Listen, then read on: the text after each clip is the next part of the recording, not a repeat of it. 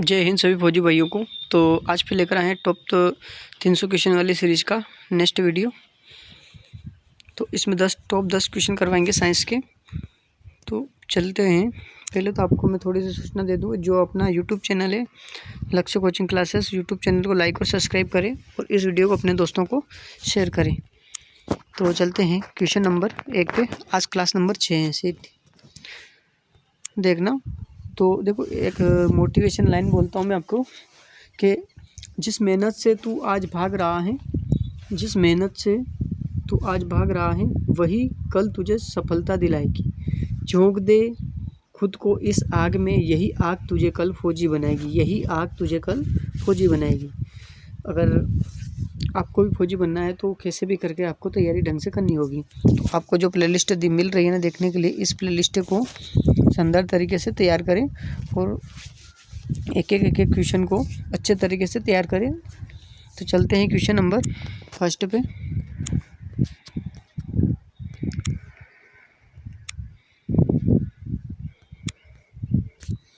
पके हुए आम खाने योग्य आकारीय भाग होता है। मतलब जो पके हुए आम होते हैं उनका कौन सा भाग खाया जाता है? तो ऑप्शन है बाह्य फल भित्ति या मध्य फल भित्ति या अंत्य फल भित्ति या फल भित्ति। तो इसका करेक्ट आंसर होगा मध्य फल भित्ति खाया जाता है। ठीक है, मध्य फल भित्ति खाया जाता है इसका। नेक्स्ट क्वेश्चन की बात करते हैं। निम्नलिखित में से अदरक एक, तो अदरक क्या है? अदरक एक रूपांतरित जड़ है या राइजोम है या ट्यूबर है या बल्ब है? तो देखो, कहीं को सभी को ऐसा लगेगा कि ये जड़ है, लेकिन ये रूपांतरित जड़ नहीं है। इसका करेक्ट आंसर होगा ऑप्शन बी, राइजो। नेक्स्ट क्वेश्चन पे चलते हैं।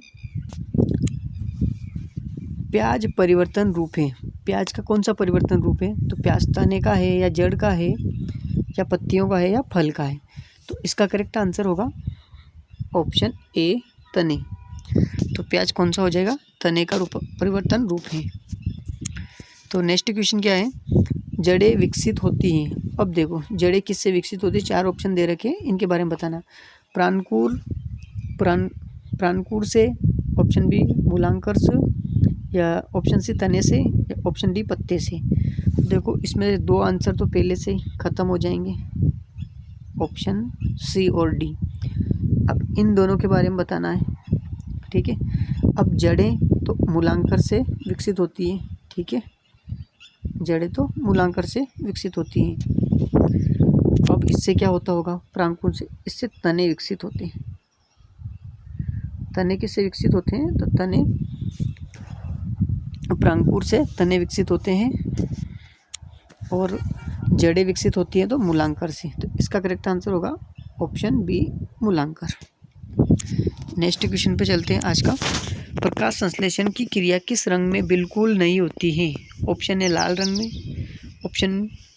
ऑप्शन ए लाल रंग, ऑप्शन बी नीला रंग, ऑप्शन सी हरा रंग, ऑप्शन डी बैंगनी रंग।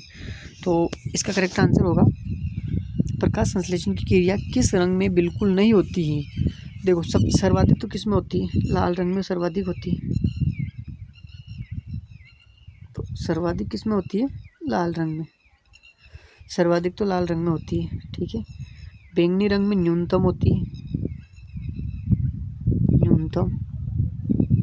न्यूनतम बैंगनी रंग में होती है। और नीले रंग में क्या होता है कि सर्वाधिक तो होती है, लेकिन दूसरे नंबर की सर्वाधिक होती है। इसका करेक्ट आंसर क्या होगा? तो हरे रंग में बिल्कुल भी प्रकाश संश्लेषण की क्रिया नहीं होती। अभी क्यों नहीं होती है? क्योंकि ये पेड़ पौधे के पत्ते होते हैं ना, ये भी हरे होते हैं, इसलिए इनमें भी प्रकाश संश्लेषण नहीं होता है। अब देखो, हरा आ जाए, पीला आ जाए, इनमें क्या होता है कि प्रकाश संश्लेषण की क्रिया नहीं होती है इसमें। तो चलते हैं नेक्स्ट क्वेश्चन पे। समुद्री किनारों पर उगने वाले पौधों में निम्न से किस वर्ग के लक्षण पाए जाते हैं? जो समुद्र के किनारे उगते हैं ना पौधे, उनमें कौन से लक्षण पाए जाते हैं? ऑप्शन ए मरुद्भिद, समोद्भिद, जलोद्भिद या लवणोद्भिद। तो इसका करेक्ट आंसर होगा ऑप्शन डी,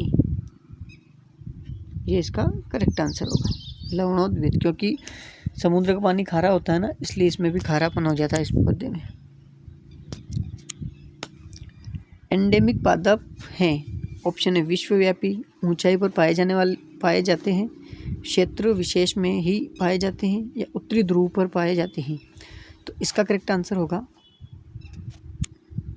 क्षेत्र विशेष में ही पाए जाते हैं। नेक्स्ट क्वेश्चन पे चलते हैं।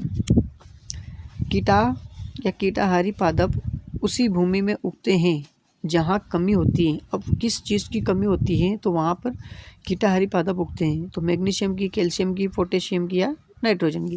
तो इसका करेक्ट आंसर होगा ऑप्शन डी, नाइट्रोजन। जहाँ पर नाइट्रोजन की कमी होती है वहाँ पर क्या होता है कि कीटाहारी पौधे यानी पादप भूमि को में उगते हैं। तो नेक्स्ट क्वेश्चन पे चलते हैं। पुष्पन की क्रिया को प्रारंभ करने प्रेरित करने वाला हार्मोन है? जिब्रोलन, साइटोकाइनिन, परलेनिन या फ्लोरीन। तो इसका करेक्ट आंसर होगा फ्लोरीन।